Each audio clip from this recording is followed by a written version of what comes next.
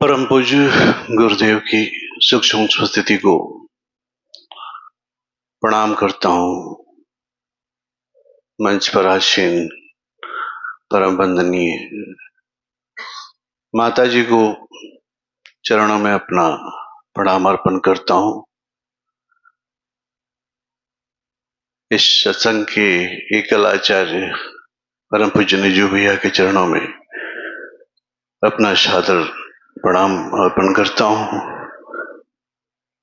अग्रिम पंक्ति में बैठे समस्त उपदेशकगण, रणधीर भैया, प्रकाश भैया, पीयूष भैया, धनंजय जी और अन्य सभी उपदेशकों को मैं प्रणाम करता हूँ, यथायोग्य नमन करता हूँ और इस सभा में उपस्थित समस्त सत्संगी भाइयों को यथायोग्य प्रणाम करता हूँ, नमन करता हूँ, वंदन करता हूँ, अभिनंदन करता हूँ। इस महादरबार में आज गुरु पूर्णिमा के मौके पे हम सब उपस्थित हुए हैं। ये हमारा सौभाग्य है। जिसके भाग्य में नहीं लिखा वो नहीं आ सका। आप सौभाग्यशाली हैं जो यहाँ आकर के इस अमृत वर्षा का आनंद ले रहे हैं।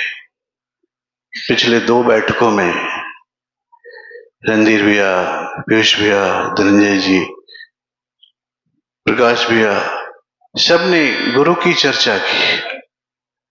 आज गुरु का ही दिन है। गुरु की पूर्ण अवस्था, गुरु पूर्णिमा।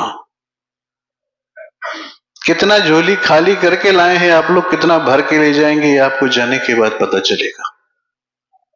जिसकी झोली खाली नहीं होगी कुछ मिलेगा नहीं। अब आप समझ लो कि कौन कौन कितना कितना ले जाना चाहता है।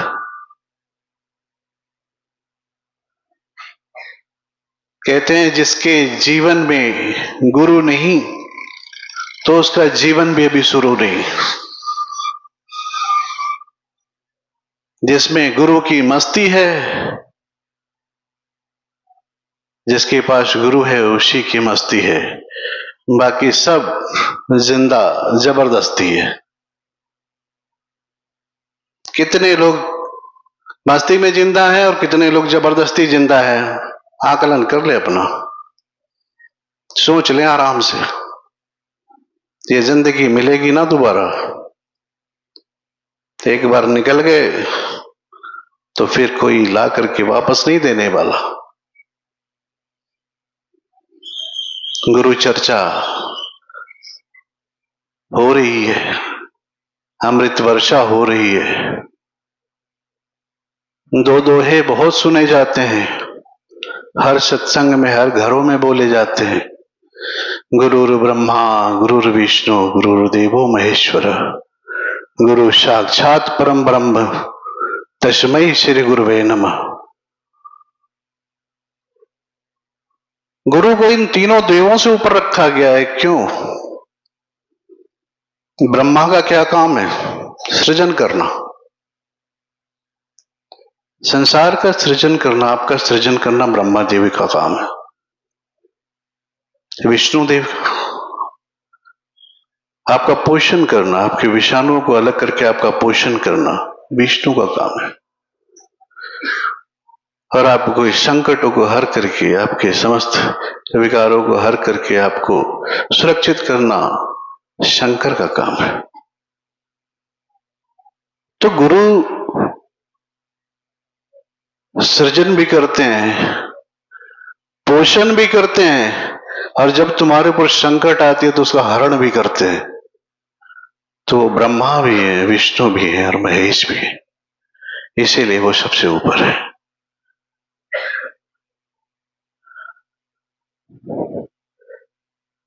गुरु का अर्थ बहुत बार गुरु महाराज ने समझाया। गुरु 2 शब्दों से बना है। गु का मतलब होता है अंधकार और रू का मतलब होता है उसका विनाश करना। जो अज्ञानता के अंधकार का विनाश कर दे वो गुरु होता है।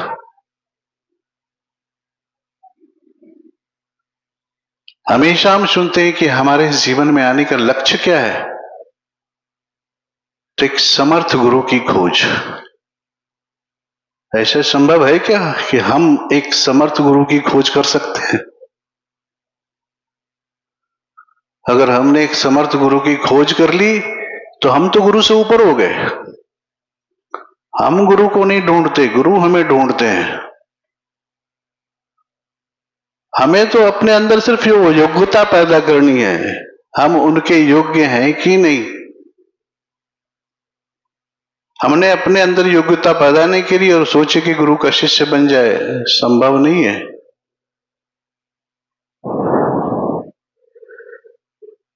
सिर्फ पूजा कर लेने से गुरु की प्राप्ति नहीं होती।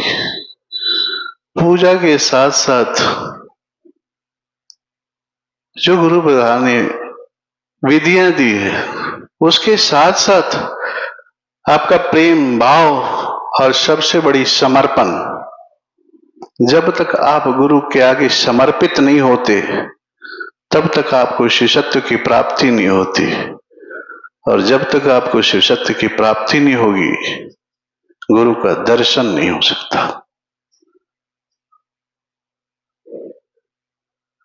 हमारे सनातन में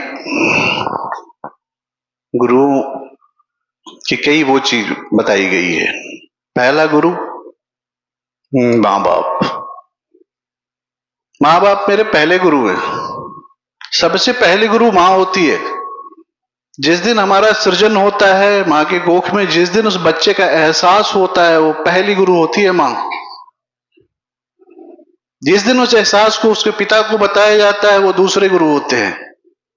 माँ 9 महीने अपने बच्चे को अपने कोख में सजा के रखती है, उसका पोषण करती है, उसके हर चीज से बचाती है, और बाप 9 महीने अपने दिमाग में उसको ढोता है कि उसको कैसे करना है। जब धरती पे आता है तो उसको सब कुछ सिखाता है। कहते हैं कि माँ बाप का कर्ज नहीं उतार पाओगे। अगर माँ के पैरों के नीचे स्वर्ग है तो बाप उस स्वर्ग तक पहुंचने का दरवाजा है। आज हम कितने भाग्यशाली हैं कि ऐसे हम माँ बाप के अधीन बैठे हैं। उन बच्चों से पूछिए जिनके नहीं है, कितने दुर्भाग्यशाली हैं। तो सबसे पहले गुरु तो हो। दूसरे गुरु हमारे होते हैं भौतिक गुरु, जिनको अध्यापक कहते हैं। अध्यापन का कार्य करते हैं, लेकिन उनमें एक फर्क होता है। जो अध्यापन या गुरु की शिक्षा देते हैं उसके बदले में वो कुछ लेते हैं, अर्जन करते हैं, वो मोल भाव करते हैं। कुछ लेते हैं तब कुछ देते हैं। अपनी जीविका चलाने के लिए वो अध्यापन का कार्य करते हैं, बदले में उनको कुछ अर्जित करते हैं। और जो सबसे ऊपर गुरु होते हैं वो होते हैं आध्यात्मिक गुरु, जो लेते नहीं सिर्फ देते हैं। शिक्षक अर्जन करता है और गुरु तुम्हारे समस्त विकारों का विसर्जन करता है। ये फर्क होता है उस गुरु में।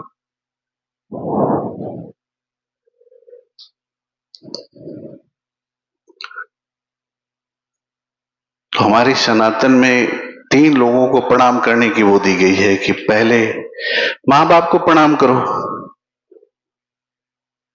फिर गुरु को प्रणाम करो, फिर प्रभु को प्रणाम करो। और प्रणाम करने की भी विधियां बताई गई है। लेकिन आज बड़ा देख करके दुख होता है कि हमारे जो नए पौधे, जो नया जनरेशन आ रहा है, उन लोगों ने रिमोट प्रणाम करना शुरू कर दिया है। गूगल प्रणाम, हाथ जोड़ा नमस्ते, बाबूजी नमस्ते, जा रहे हैं, खत्म कहानी। हमारे सनातन में ये कभी शिक्षा नहीं दी गई थी। 2 ही प्रणाम की विधियां होती थी, साष्टांग या पंचांग। साष्टांग दंडवत सबको पता है, सपाट होकर के सो जाते थे, भगवान के आगे सब कुछ समर्पित है। पंचांग में हम घुटने टेक देते हैं, दोनों घुटने दोनों हाथ टेक करके और अपना सिर झुका करके प्रणाम करते हैं। अभी इस बहन ने एक भजन गाया ना कि मुझे भाग गया तेरे दर पे सिर झुकाना, तुझे मिल गया पुजारी और मुझे मिल गया ठिकाना।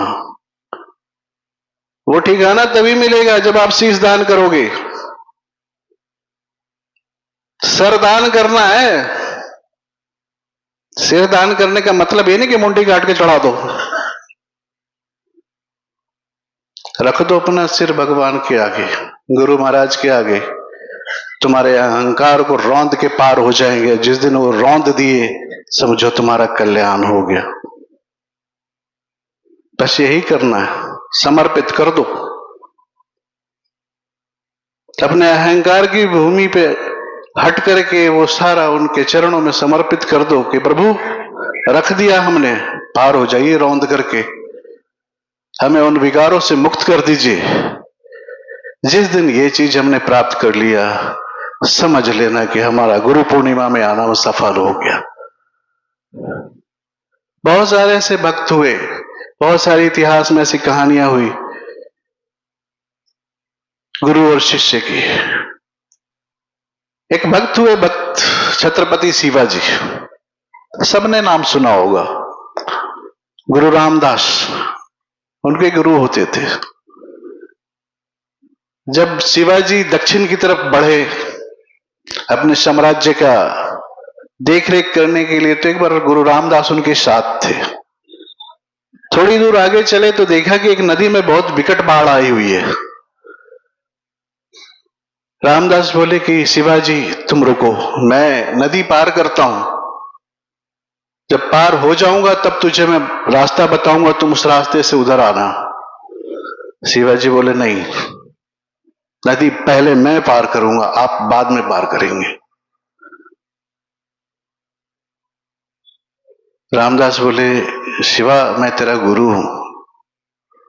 बोले प्रभु आज मैं उदंडता करूंगा, नदी पहले मैं पार करूंगा, रास्ता मैं दूंगा, फिर बाद में आना। नहीं माने वो, शिवाजी को आदेश दिया कि ठीक है जाओ पार करो। शिवाजी एक तरफ से धीरे धीरे करके नदी पार करके फिर उन्होंने वहां से गुरुदेव को बुलाया, गुरुदेव इस रास्ते आ जाइए, यहां पानी का जोर कम है, पार कर जाएंगे आप।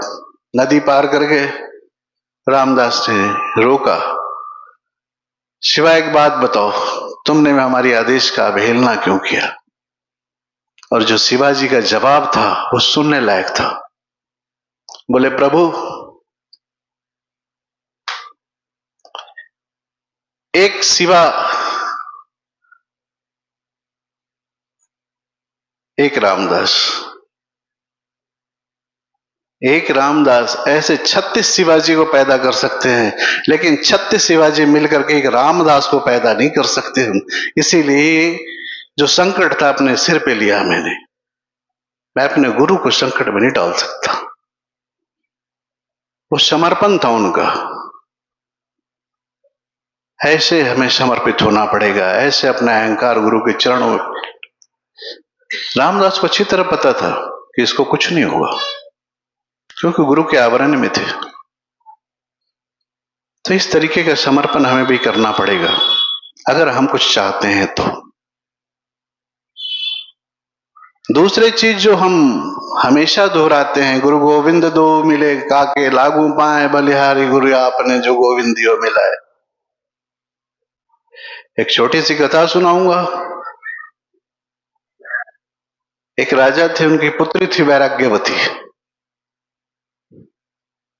बचपन से ही ठाकुर जी की पूजा करती थी, नारायण की पूजा करती थी। सुबह से लेकर शाम तक उसको नारायण की भक्ति में ही मन लगा रहता था। राजा ने सोचा कि हमारे महल में कई प्रकार की कुरीतियां होती रहती है और ये बच्ची मेरी आध्यात्मिक प्रवृत्ति की है, इसके लिए अलग महल का निर्माण कर दो। और उन्होंने अलग महल बनवा दिया। वैराग्यवती उस महल में रहने लग गई। ना उसका खाने के समय होता, ना पूजा करने का समय, जब इच्छा होती खाती और जब इच्छा होता था वो गुरु भजन में लग जाती थी, नारायण के भजन में लग जाती थी। एक बार रात के तीसरे पहर में, जो तीसरा पहर होता है और करीब 2 बजे के आसपास, आराम से अपना बैठ के भजन गा रही थी और एक चोर उसके महल में सेंध लगा रहा था।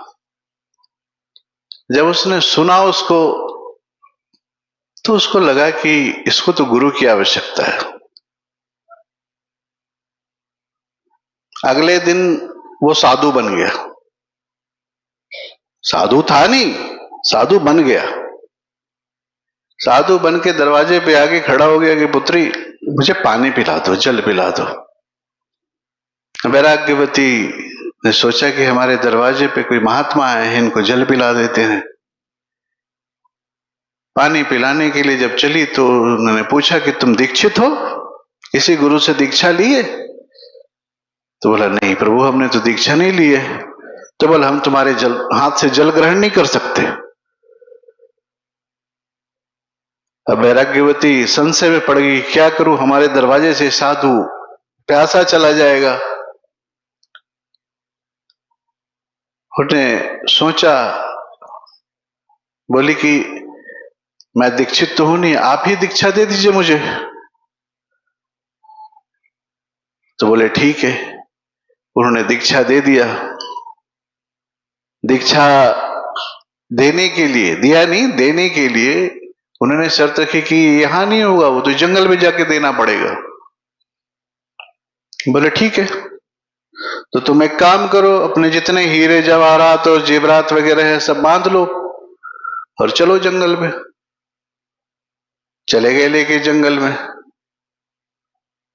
कोई साधु महात्मा तो था नहीं, चोर था एक बना हुआ साधु। वैराग्यवती को पेड़ से बांध दिया और सारे गहने हीरे जवाहरात आभूषण लेकर के भाग गया। बोला कि अब मैं 7 दिन बाद आऊंगा, तब तक तुम यही नाम जप करो।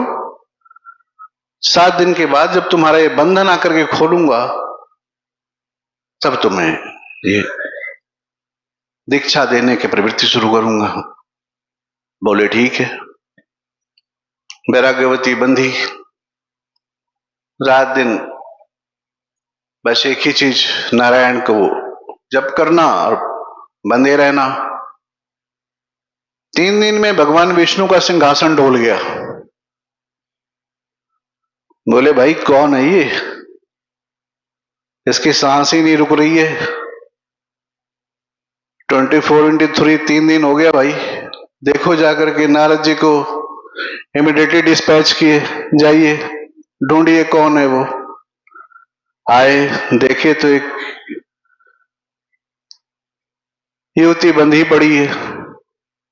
बोले बेटा तुम ऐसे कैसे बंधे हो? तो देखते पूछे कि मुझे पहचानते? बोला हाँ, आप देवर्षि नारद हो, प्रणाम करती हूं आपको। तो ऐसी स्थिति, मेरे गुरु बांध के गए हैं, बोले हैं कि आएंगे जब खोलूंगा तब तुम्हें दीक्षा दूंगा। नारद जी बोले कि कोई गुरु वुरु नहीं है, वो कोई संत महात्मा नहीं, वो ठग था, चोर था, बांध के चला गया तुमको। लाओ तो मैं खोल देता हूं। बोले बिल्कुल नहीं, आप हाथ भी मत लगाना, अभी तो 3 दिन हुए आपके दर्शन हो गए।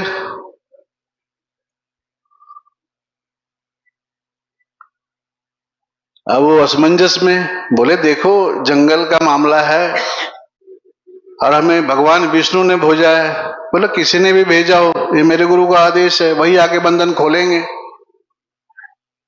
बाकी कोई नहीं खोलेगा।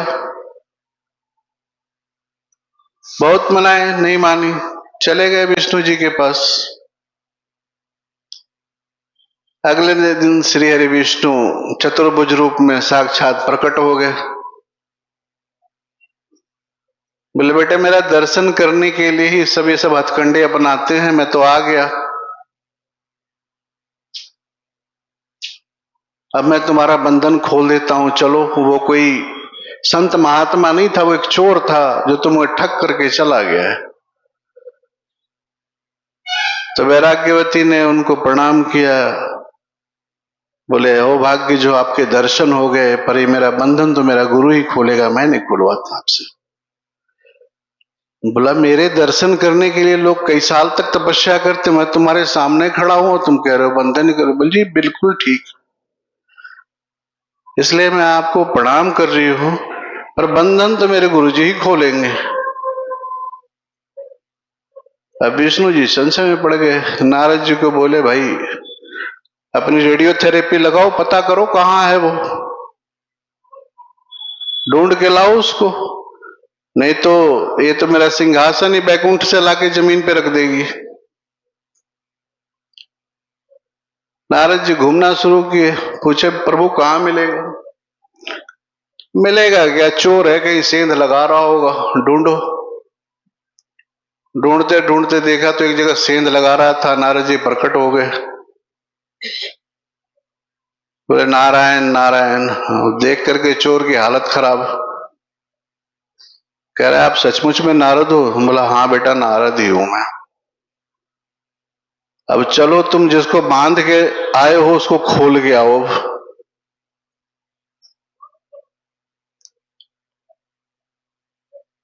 पकड़ के ले गए, खुलवाया, और जैसे ही बैराग्यवती खुली तो सबसे पहले चोर को प्रणाम किया। तो चोर बोला भाई मुझे नहीं, इन्हें। तो कहे हमें तो बस आप ही गुरु सही मिले, जिसने 4 दिन में हमें भगवान विष्णु से दर्शन करा दिया, गोविंद का दर्शन करा दिया, नहीं तो हम तो घिसते ही रह जाते नारायण करते करते। तो ऐसे भी गुरु होते हैं,